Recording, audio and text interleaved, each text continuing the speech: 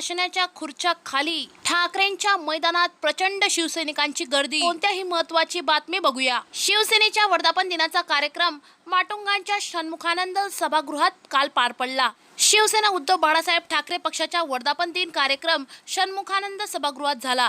या कार्यक्रमात उद्धव ठाकरे यांनी भाजप आणि एकनाथ शिंदेच्या शिवसेनेवर जोरदार हल्लाबोल केला होता। आगामी महानगरपालिका निवडणुकांच्या निमित्तानं शिवसैनिकांमध्ये जोश निर्माण करण्याचा प्रयत्न उद्धव ठाकरेंनी काल केला। आज उद्धव ठाकरे यांनी पक्षाच्या विधानसभा आणि विधानसभेच्या आमदारांची बैठक घेतली। या बैठकीत आगामी महानगरपालिका आणि जिल्हा परिषद पंचायत समिती निवडणुकांसंदर्भात रणनीती ठरवण्याबाबत सूचना उद्धव ठाकरेंनी केल्या। उद्धव ठाकरेंनी विधानसभा आणि विधान परिषद आमदारांची मुंबईतील पंचतारांकित हॉटेलमध्ये बैठक घेतली। उद्धव ठाकरेंकडून आमदारांना स्नेहभोजनाचं निमंत्रण देण्यात आलं होतं।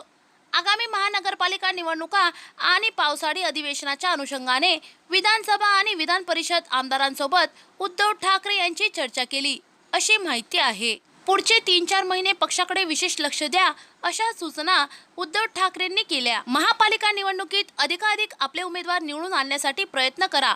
ज्या ठिकाणी आपला आमदार खासदार नाही त्या ठिकाणी सुद्धा स्थानिक नेत्यांनी विशेष लक्ष द्या अशा सूचना उद्धव ठाकरेंनी आमदारांना केल्या। एकीकडे ठाकरे गटाच्या भाषणाला प्रचंड गर्दी पाहायला मिळत होती आणि आता आज अशीच गर्दी वर्धापन दिनाच्या कार्यक्रमाला उपस्थित होती। षण्मुखानंद हॉलमध्ये प्रचंड शिवसैनिकांची गर्दी ठाकरेंसाठी जमलेली होती। तर दुसरीकडे मात्र मागच्या वेळी जेव्हा शिंदे गट वेगळा झाला तेव्हा सर्व शिंदे गटाचा विरोध करत शिंदे गटाच्या भाषणाचे मैदान सोडून जाताना आपण पाहिले होते। पण आता मात्र आमना-सामना टक्कर आहे।